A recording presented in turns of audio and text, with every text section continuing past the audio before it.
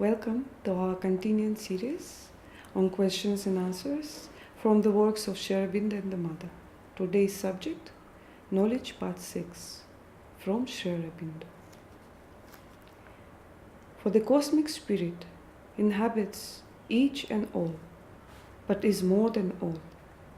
There is therefore in its self-view and world-view a separative power which prevents the cosmic consciousness from being imprisoned in the objects and beings in which it dwells.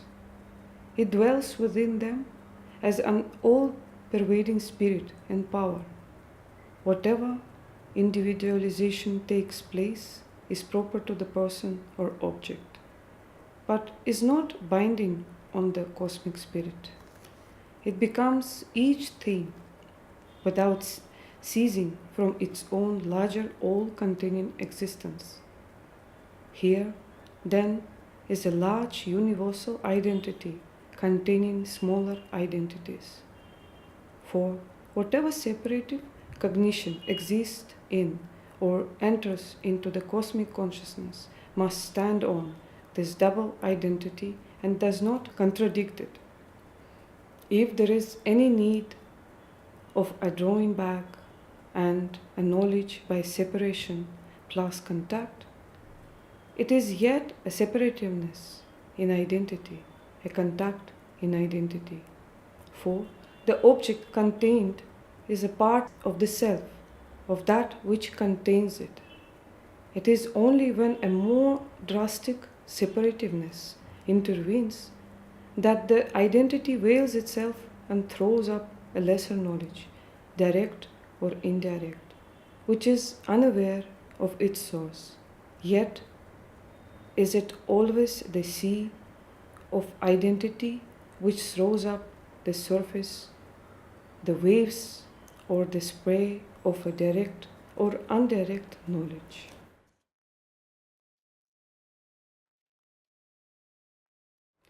In the static seas of the cosmic knowledge by identity, the subliminal universalized may feel itself one with the cosmic self and the secret self of all others.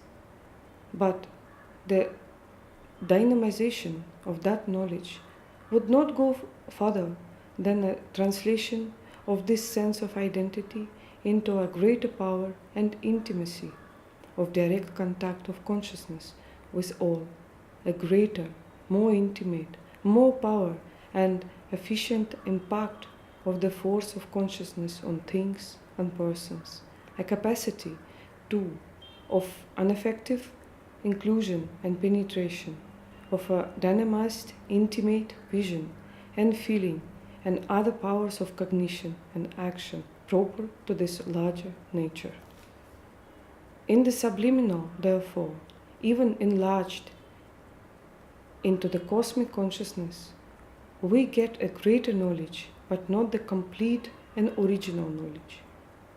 To go further and see what the knowledge by identity is in its purity and what way and to what extent it originates, admits, or uses the other powers of knowledge, we have to go beyond the inner mind and life and subtle physical to the two other ends of the subliminal, interrogate the subconscious and contact, or enter into the superconscious.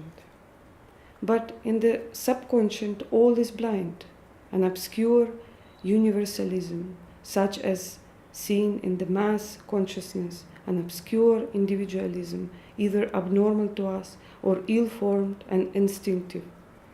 Here, in the subconscious, a dark knowledge by identity, such as we find already in the inconscience, is the basis, but it does not reveal itself and its secret. The superior superconscious ranges are based upon the spiritual consciousness, free and luminous, and it is there that we can trace the original power of knowledge and perceive the original and difference of the two distinct orders, knowledge by identity and separative knowledge. But there is another status of spiritual awareness, which seems to us to be a development from this state and power of pure self-consciousness, perhaps even a first departure, but it is in fact normal and intimate to it. For the awareness by identity is always the very stuff of all the spirit's self-knowledge, but it admits within itself, without changing or modifying its own eternal nature, a subordinate and simultaneous awareness by inclusion and by indwelling. The being, the self-existent, sees all existences in its own one existence. It contains them all and knows them as being of its being, consciousness of its consciousness, power of its power, bliss of its bliss. It is at the same time necessarily the self in them and knows all in them by its pervadingly indwelling selfness.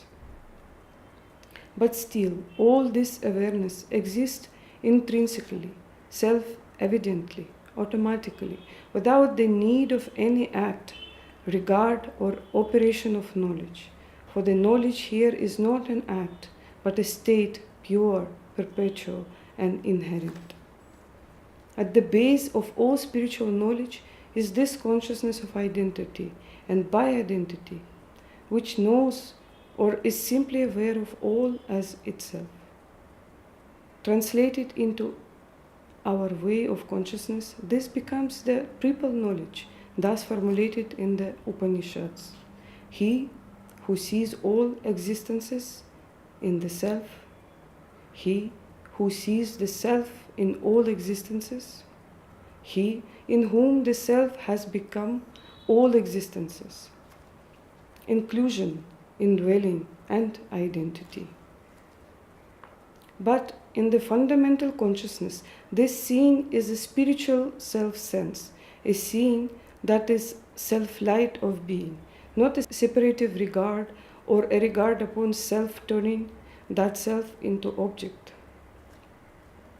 But in this fundamental self-experience, a regard of consciousness can manifest, which, though inherently possible, and inevitably self-contained power of spirit, is not a first active element of the absorbed intrinsic self-luminous and self-evidence of the Supreme Consciousness.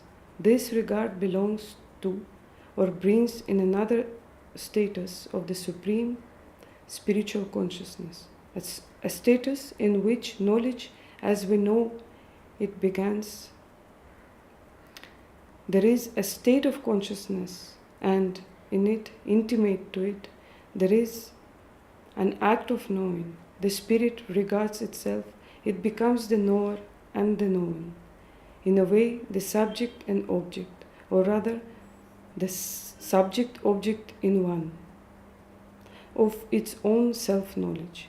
But this regard, this knowledge is still intrinsic, still self-evident, an act of identity. There is no beginning of what we experience as a separative knowledge.